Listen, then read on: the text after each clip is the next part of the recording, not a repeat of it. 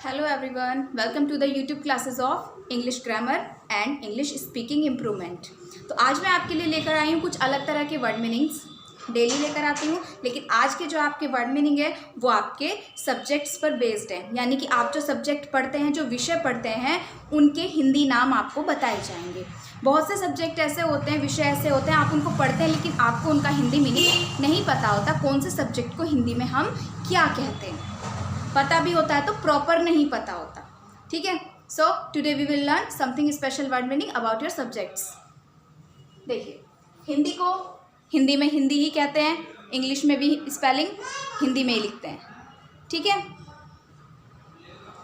लेकिन आपके सब्जेक्ट्स में कुछ में ऐसा होता है जिनके कुछ पार्ट्स होते हैं, फर्स्ट, सेकंड, थर्ड भी होते हैं, और बहुत सारी ब्रांचेस होती हैं, उनकी बहुत सारी शाखाएं होती हैं। जैसे कि आपका हिंदी है, हिंदी फर्स्ट और हिंदी सेकंड होता है, लेकिन उसको जब हम प्रॉपर तरीके से बोलते हैं तो हम उसको हिंदी फर्स्ट और हिंदी सेकंड नहीं बोलते, हम उसको बोलते हैं, जो फर्स्ट पार्ट होता है उसको हम कहते हैं हिंदी लिटरेचर। ठीक है, उसको हम कहते हैं हिंदी लिटरेचर, मीन्स साहित्यिक हिंदी।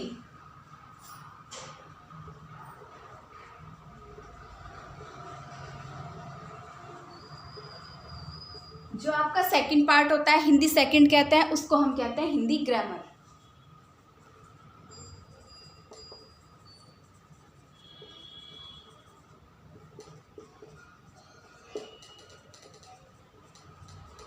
मतलब हिंदी व्याकरण। बहुत ध्यान से समझिएगा, इंपॉर्टेंट है आपके लिए। आपको अपने सब्जेक्ट्स के नाम प्रॉपर पता होने चाहिए। Next is English. इंग्लिश को हिंदी में अंग्रेजी कहा जाता है। सेम ऐसे ही आपका इंग्लिश होता है। देखिए, हिंदी में एक हिंदी और होती है, जनरल हिंदी, सामान्य हिंदी। ठीक है, जो मेन होते हैं वो अभी मैं आपको बता रही हूँ। इंग्लिश, अंग्रेजी, जैसे हिंदी लिटरेचर होता है, सेम ऐसे ही इंग्लिश लिटरेचर होता है।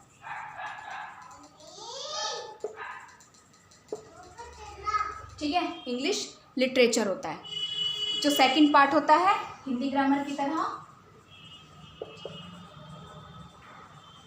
इंग्लिश ग्रामर होता है। ठीक है, साहित्यिक अंग्रेजी और अंग्रेजी व्याकरण, इंग्लिश ग्रामर।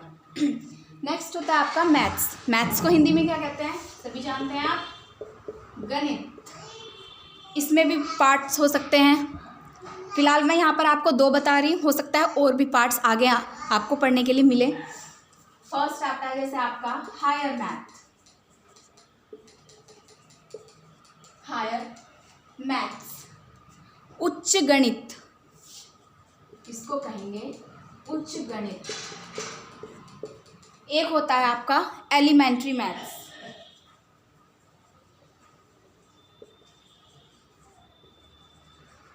एलिमेंट्री मैथ्स मतलब प्रारंभिक गणित।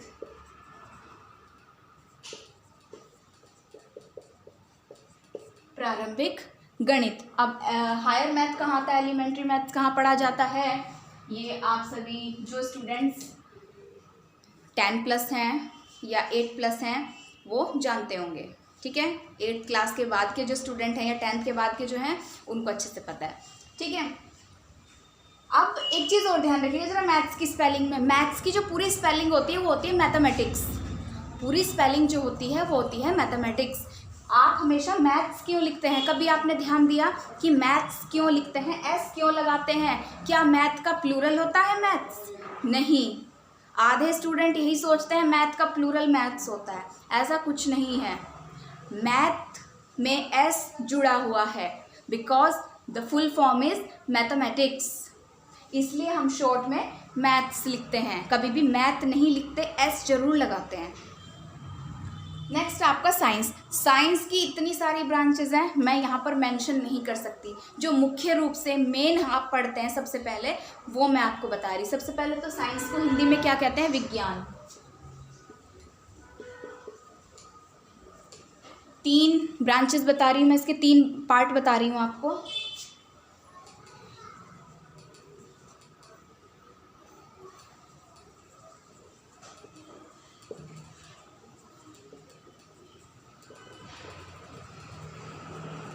Physics, chemistry, biology. फिजिक्स को कहा जाता है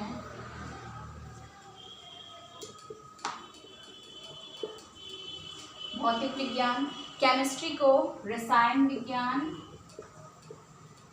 और बायोलॉजी को जीव विज्ञान। ठीक है, बायोलॉजी को जीव विज्ञान।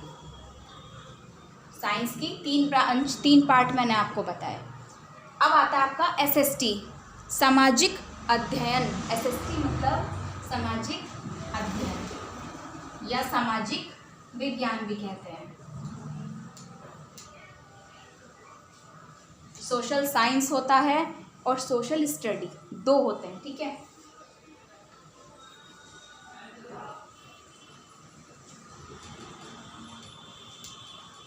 ठीक है, सामाजिक अध्ययन। इसमें भी आपके 3 पार्ट मिलकर एक सब्जेक्ट बनाते हैं, जो आप नॉर्मली अभी पढ़ रहे होंगे, जो 8th तक के स्टूडेंट हैं, 10th के भी, 12th तक के भी। इसमें आपका आता है हिस्ट्री। हिस्ट्री मीन्स इतिहास। एक एक सब्जेक्ट के बारे में मैं आपको डीपली समझाऊंगी, लेकिन उसके साथ साथ आपके टॉपिक भी चलते रहेंगे, जो आपके इंग्लिश के टॉपिक चल रहे हैं, और मैं आपको एक्स्ट्रा नॉलेज भी देती रहूंगी। एक होता है आपका ज्योग्राफी। हिस्ट्री के साथ आप इसमें पढ़ते हैं ज्योग्राफी मीन्स भूगोल। ठीक है, तीसरा आप इसमें पढ़ते हैं सिविक्स मीन्स नागरिक शास्त्र। ठीक है, history, geography, civics. Political science भी होता है, सिविक्स की जगह पॉलिटिकल साइंस भी हो सकता है, लेकिन जो अभी मेन आपका 8th क्लास तक आता है वो हिस्ट्री, ज्योग्राफी एंड सिविक्स होता है। ठीक है, तो ये आपके 1 2 3 4 5 सब्जेक्ट्स के बारे में मैंने आपको बताया, कौन से सब्जेक्ट को हिंदी में क्या कहते हैं और उसके कितने पार्ट होते हैं।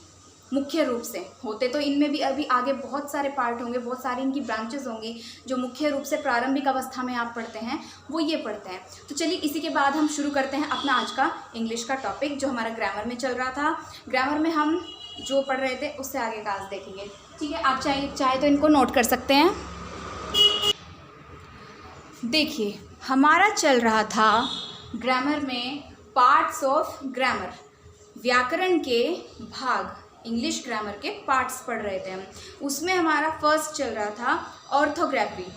ऑर्थोग्राफी क्या होती है, उसमें हम किस चीज़ का अध्ययन करते हैं, वो मैंने आपको उसका एक पार्ट बता दिया था। उसका नेक्स्ट पार्ट हम देखेंगे।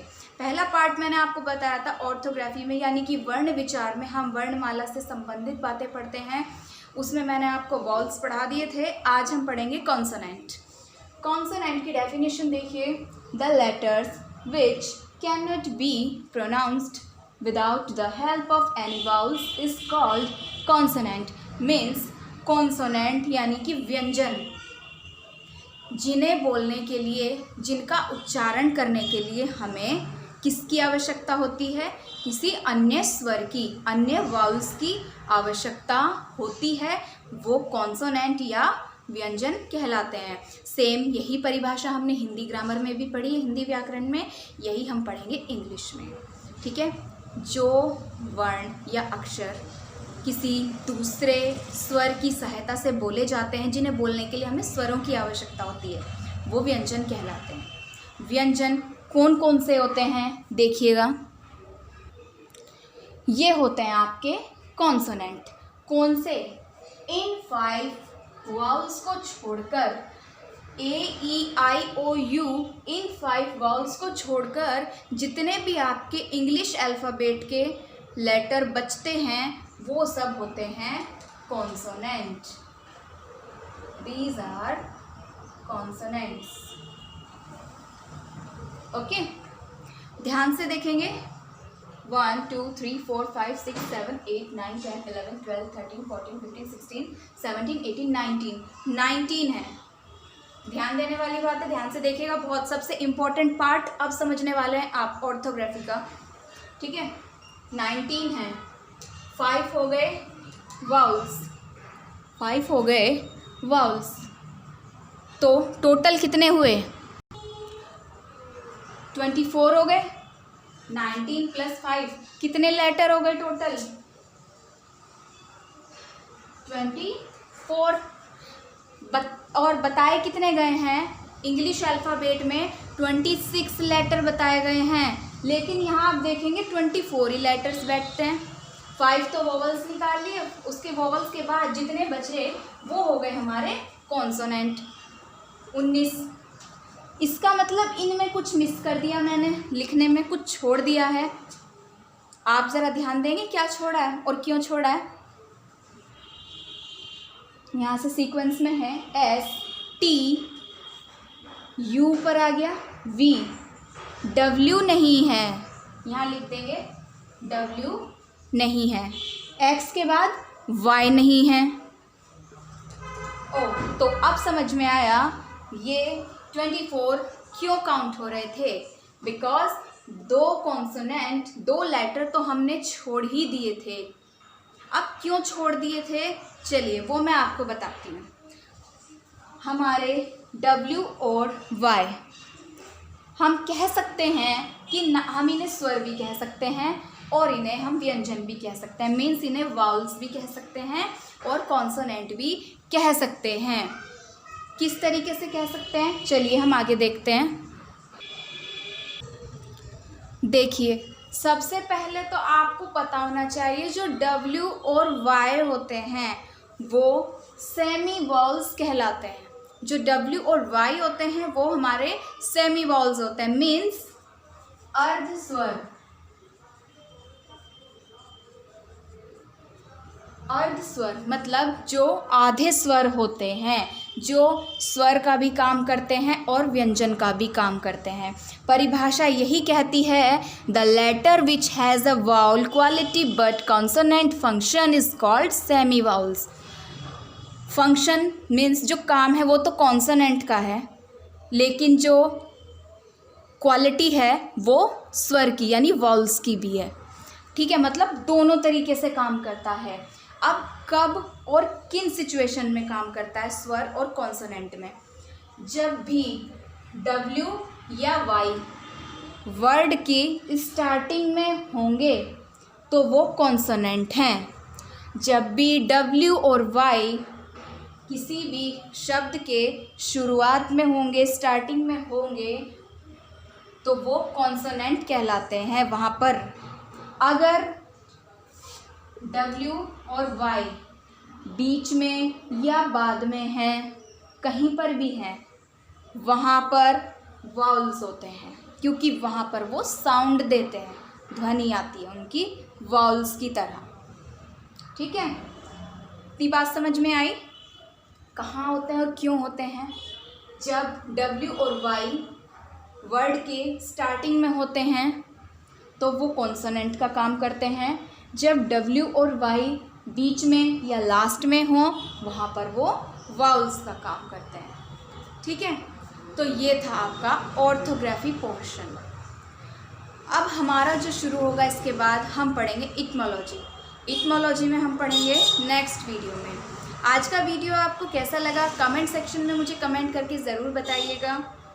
आपके सजेशन ऑलवेज इनवाइट हैं। Thank you so much. Have a nice day.